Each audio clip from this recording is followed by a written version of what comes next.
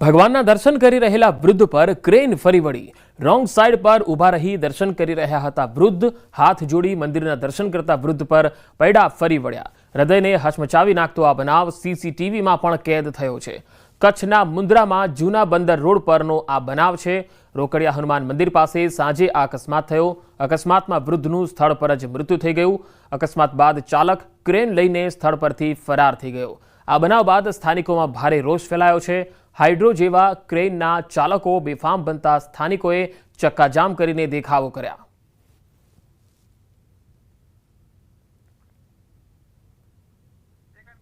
તો બે અલગ અલગ તસવીરોમાં તમે જોઈ શકો છો જે બનાવ બન્યો છે તેના સીસીટીવી દ્રશ્યો પણ છે જે હૃદયને હચમચાવી નાખે તેવા છે। જૂનાગઢના શીલબારા ગામે પોલીસ અને માછીમારો વચ્ચે ઘર્ષણ થયું। માછીમારી કરવા જતા બોટોને પોલીસ દ્વારા અટકાવવામાં આવતા મામલો વિચક્યો હતો। પોલીસે જાહેરનામાની અમલવારી કરાવતા માછીમારો નારાજ થયા। 3 બોટ સામે પોલીસે કાર્યવાહી કરી। માછીમારી કરવાની મનાઈ ફરમાવતા છતાં માછીમારો જતા હતા દરિયામાં। 15 ઓગસ્ટ સુધી માછીમારી ન કરવાનું જાહેરનામું છે। માછીમારો અને પોલીસ વચ્ચે ઘર્ષણના દ્રશ્યો સામે આવ્યા। તસવીરોમાં જોઈ શકાય છે કે માછીમારો અને પોલીસ વચ્ચે જ્યારે ઘર્ષણ થયું ત્યારે માછીમારો જે છે મોટી સંખ્યામાં આવી પહોંચ્યા હતા અને ઘર્ષણના દ્રશ્યો પણ જોવા મળ્યા હતા। મનાઈ છતાં માછીમારી કરવા માટે તેઓ દરિયામાં જતા હતા જેના કારણે આ ઘર્ષણ થયું હતું। વધુ માહિતી મેળવીએ જૂનાગઢથી સંવાદદાતા અમર બખાઈ જોડાયા છે। અમર, માછીમારો અને પોલીસ વચ્ચેના ઘર્ષણમાં પછી સમાધાન શું થયું? પંકજ, ચોક્કસ કે જે રીતે આ જે શીલબારા ગામ છે ત્યાં દરિયા કિનારા ખાતે આખી એક ઘટના બની હતી જેની અંદર હાલ દરિયાની અંદર કરંટ હોવાથી માછીમારી કરવાની મનાઈ છે છતાં પણ માછીમારો છે તે દરિયાની અંદર જતા હતા। 2 થી 3 બોટ મોકલવામાં આવી હતી જેને લઈને મરીન પોલીસને જાણ થતા મરીન પોલીસનો સ્ટાફ ઘટના સ્થળે પહોંચ્યો હતો અને ત્યાં જે માછીમારી કરવાની મનાઈ ફરમાવવા છતાં જે ત્યાંના લોકો છે તેમના દ્વારા પોલીસ સાથે ઘર્ષણ થયું હતું। બાદમાં પોલીસ દ્વારા છે તે 2 થી 3 બોટ ડિટેન કર્યાની પણ હાલ પ્રાથમિક માહિતી છે અને જે પોલીસ સાથે ઘર્ષણ થયું છે, પોલીસ અધિકારી સાથે ગેરવર્તન થયું છે તેને લઈને પણ ફરિયાદ નોંધવાની તજવીજ શરૂ કરાઈ છે। જી આભાર અમર માહિતી આપવા માટે। આ તરફ મોરબીમાં ચોંકાવનારા દ્રશ્યો સામે આવ્યા। દેશી દારૂના દૂષણ સામે જનતા મેદાનમાં આવી અને ઠેર ઠેર બુટલેગરોને લોકોએ પકડી પાડ્યા। પોલીસની કામગીરી પ્રજાએ કરવી પડી રહી હોય એવા દ્રશ્યો દેખાયા। ટંકારાના લજાઈ ગામ બાદ સતત બીજા દિવસે અમરાપર ગામનો વિડીયો વાયરલ થયો જેમાં લોકોએ બુટલેગરોને પકડ્યા હતા।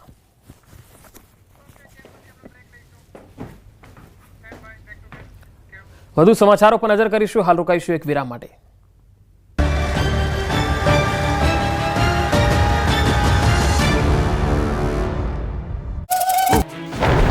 ગુજરાતમાં 2 દિવસથી વરસાદનું જોર ઘટ્યું છે। હવે થોડા દિવસ મેઘરાજા વિરામ લેશે, રાજ્યભરના વરાપ નીકળશે।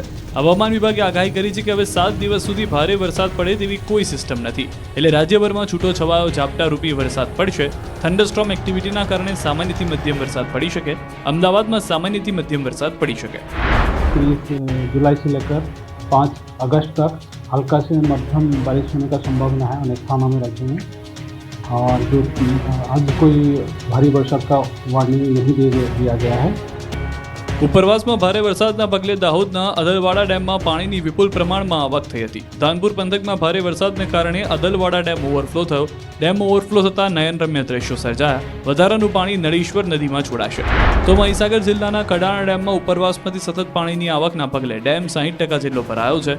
દરરોજ 20,000 ક્યુસેક પાણીની આવક નોંધાઈ રહી છે, જેથી ડેમ 60% જેટલો ભરાઈ ગયો। હાલ ડેમની સપાટી 406 ફૂટે પહોંચી। આ તરફ સાબરકાંઠા અરવલ્લી જિલ્લામાં કુલ 12 જેટલા જળાશયમાં પણ પાણીની આવક વધી છે। મોટાભાગના જળાશયો આ વર્ષે 70 થી 100% ભરાવાની તૈયારી છે, જેથી ખેડૂતોમાં ખુશીનો માહોલ છે। બાવળા જ નહીં, આસપાસના ગામડા પણ 4 દિવસથી પાણીમાં ડૂબેલા છે। બાવળા પંથકમાં વરસાદના વિરામ બાદ પણ જળબંબાકારની સ્થિતિ છે। બાવળા તાલુકામાં આવેલા રૂપાલ ગામમાં ચોતરફ પાણીનો પહેરો છે। પાણીના ઉકેલ માટે કોઈ ઉપાય નથી। છેલ્લા 4 દિવસથી લોકો પાણીમાં રહેવા મજબૂર બન્યા છે। રૂપાલના 10 ઘરના લોકોને સ્થળાંતર કરવાની ફરજ પડી છે। 4 દિવસથી ઘરમાં પાણી હોવાથી આખરે પરિવારે ગામના ઊંચાઈવાળા વિસ્તારમાં રહેવા જવાનો વારો આવ્યો છે।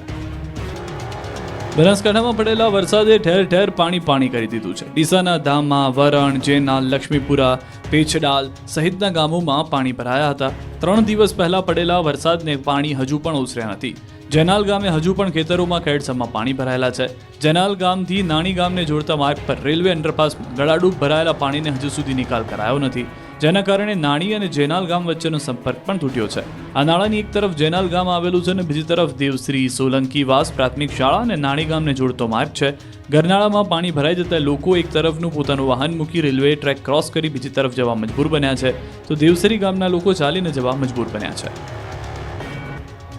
વલસાડ જિલ્લામાં ભારે વરસાદથી ચારે બાજુ પ્રકૃતિ ખીલી ઉઠી છે. અંતરિયાળ પહાડી વિસ્તારમાં અત્યારે વાતાવરણ ખુશનુમા બન્યું છે. પ્રકૃતિ જાણે સોળે કળાએ ખીલી છે. જિલ્લાનું જાણીતું હિલ સ્ટેશન એવું વિલ્સન હિલમાં અદ્ભુત નજારો જોવા મળ્યો. આસપાસના વિસ્તાર અને પહાડીઓ વાદળથી ઘેરાયેલા છે. વાદળો અહીં અડીંગો જમાવી રહ્યા છે. આથી આ માહોલને માણવા મોટી સંખ્યામાં પર્યટકો વિલ્સન હિલ પર ઉમટ્યા હતા.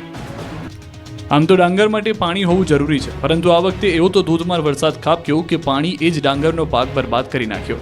આ દ્રશ્યો છે ખેડા પંથકના. અહીં વાલોત્રી, હાડેવા વિસ્તારના ખેતરોમાં જળબંબાકાર છે. અહીંના ખેતરોમાં 2.5 ફૂટ પાણી ભરાઈ જતા ડાંગરના પાકનો ખાત્મો બોલી ગયો. વાલોત્રી, હાડેવા, દલોલી અને બામણ ગામના ખેતરોમાં ભયાનક પરિસ્થિતિ ઊભી થઈ છે. 1000થી વધુ વીઘાની ખેતી પાણીમાં ગરકાવ થઈ ગઈ છે, જેના કારણે ડાંગર સહિતના પાકોને ભારે નુકસાન થયું છે. બરબાદ થવાનો વારો આવ્યો છે. ત્યારે માતરના ધારાસભ્ય કલ્પેશ પરમારે ખેતરોની મુલાકાત કરી હતી. તમામ ખેડૂતોની રજૂઆતો સાંભળી સમગ્ર વિસ્તારનું નિરીક્ષણ કર્યું હતું. તાત્કાલિક પાણીનો નિકાલ થાય એ માટે માર્ગ અને મકાન વિભાગના અધિકારીઓને સૂચન કર્યું હતું. એક તરફ ગુજરાતનો ખેડૂત વિવિધ કુદરતી આફતો સામે પાકને બચાવવા ઝઝૂમી રહ્યો છે, ત્યાં બીજી તરફ સરકારે ખેડૂતોના માથા પર મોટો બોજો ઝીક્યો છે. ઇફકોના ખાતરના આ વર્ષમાં બીજી વાર ભાવ વધારો ઝીકવામાં આવ્યો છે. NPK ખાતરની એક થેલી પર 130 રૂપિયાનો વધારો ઝીકાયો છે. પહેલા એક થેલીનો ભાવ 1720 રૂપિયા હતો, જે હવે વધીને 1850 રૂપિયા થયો છે. વર્ષની શરૂઆતમાં જાન્યુઆરી મહિનામાં ઇફકોએ NPK ખાતરમાં ભાવ વધારો કર્યો હતો. તેના 6 મહિના બાદ જુલાઈના અંતમાં ફરીથી ખાતરના ભાવ વધારી દેવાતા રોષ ફેલાયો છે.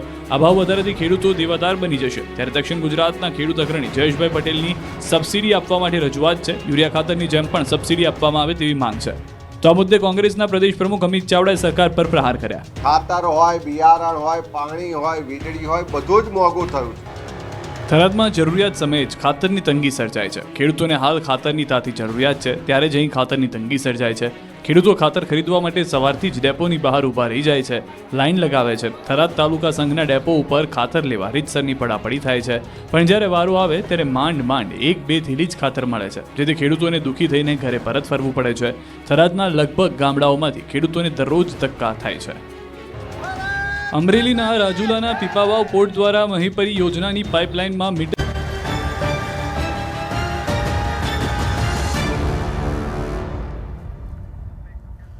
બ્રેક બાદ સમાચારોમાં આગળ વધીએ. ગોંડલના રીબડા ગામે ઠાકરધણી રેસ્ટોરન્ટને ગેરકાયદેસર દબાણ ગણાવી અને તંત્રએ તોડી પાડી છે, જેને લઈને મોટો વિવાદ થયો. આ કાર્યવાહી રાજકીય કિન્નાખોરીથી થઈ હોવાનો હોટલ માલિક મેહુલ ભરવાડે આક્ષેપ કર્યો છે. તેમણે દાવો કર્યો કે આ ઘટના પાછળ ગોંડલના રાજકીય અગ્રણી ગણેશ જાડેજાનો હાથ છે. મેહુલ ભરવાડે કહ્યું છે કે ગણેશ જાડેજાના મળતિયાઓએ તેમને પક્ષપલટો કરવા 10 લાખ રૂપિયાની ઓફર કરી હતી. માંડવો બાંધી ગણેશ અને જયરાજસિંહનું સન્માન કરવા કહ્યું હતું, જે શક્ય નથી. તેમને 24 જુલાઈએ અજાણ્યા નંબર પરથી વોટ્સએપ મારફતે અરજી મળી. ત્યારબાદ મામલતદાર ઓફિસમાંથી ફોન આવ્યો હોવાનું જણાવી 29 જુલાઈ સુધીમાં હોટલ ખાલી કરવા સૂચના અપાઈ હતી. નિયત તારીખે મામલતદાર, પોલીસ અને સરકારી તંત્રની ટીમ હોટલ પર પહોંચી અને ડિમોલિશન હાથ ધર્યું હતું.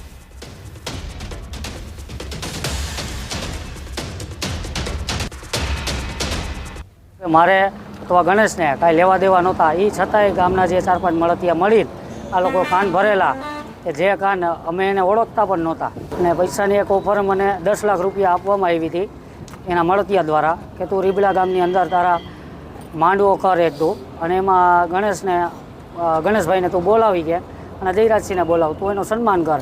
એ જો કે એ શક્ય વાત હતી નહીં. રીબડા ગામની એકતા તોડવાનું એને કામ કર્યું છે. કે આ મેં હોટલ કરી છે 8 મહિના થયા છે અને એ વ્યાજે પૈસા લઈને કરેલ છે, બરાબર. અને એ પૈસા અમે ભરી શક્યા નથી. અત્યારે ત્યાં ડેમોલેશન આવી ગયું છે, એ જયરાજસિંહના કહેવાથી આવેલ છે. બીજું એના મળતિયા રીબડાથી વાયા પડેલ હતા અમારી પાછળ 8 મહિનાથી.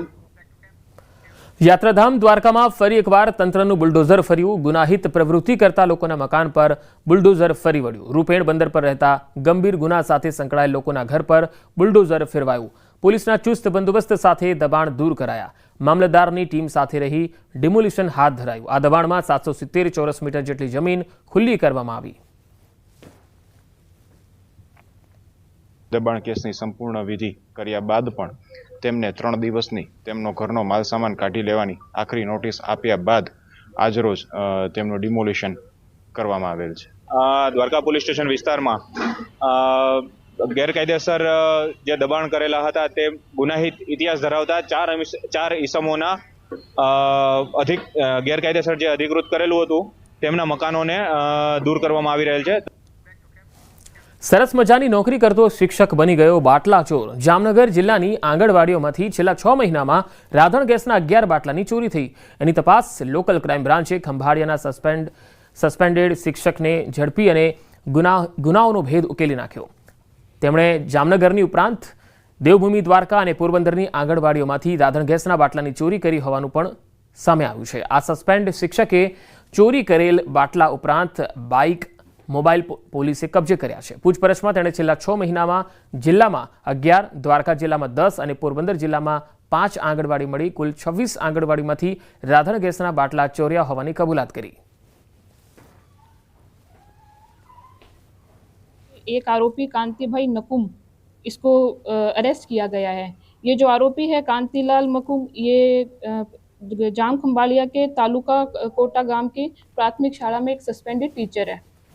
इसका एमओ ये रहता था, ये जो भी आंगनवाड़ी सेंटर्स है उनकी रेकी करता था और जब इसे सही समय लगता था आंगनवाड़ी सेंटर्स का ताला तोड़ के उधर से गैस सिलेंडर्स चोरी करके ले जाता था अपनी 2 व्हीलर पे. જૂનાગઢના ભવનાથ મંદિરમાં આવ્યું છે વહીવટદારનું શાસન. સૌપ્રથમ વખત વહીવટદારનું શાસન આવ્યું. મહંત હરિગીરીની મુદત પૂરી થતાં આ નિર્ણય કરાયો. પ્રાંત અધિકારી ચરણસિંહ ગોહિલની નિમણૂક કરાઈ છે. ભવનાથ મંદિર મહંત પદ વિવાદમાં મોટો વળાંક આવ્યો છે. તો મહંત હરિગીરીની મુદત પૂરી થઈ ચૂકી છે અને હવે અહીંયા વહીવટદારનું શાસન આવી ગયું છે. ભવનાથ મંદિર મહંત પદમાં એક મોટો વળાંક. પહેલી વખત અહીંયા મંદિરમાં વહીવટદારનું શાસન છે.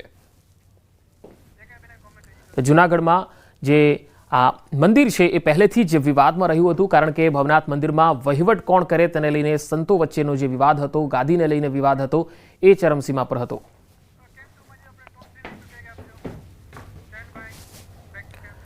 અને હવે નજર ટોપ 3 સમાચારો પર.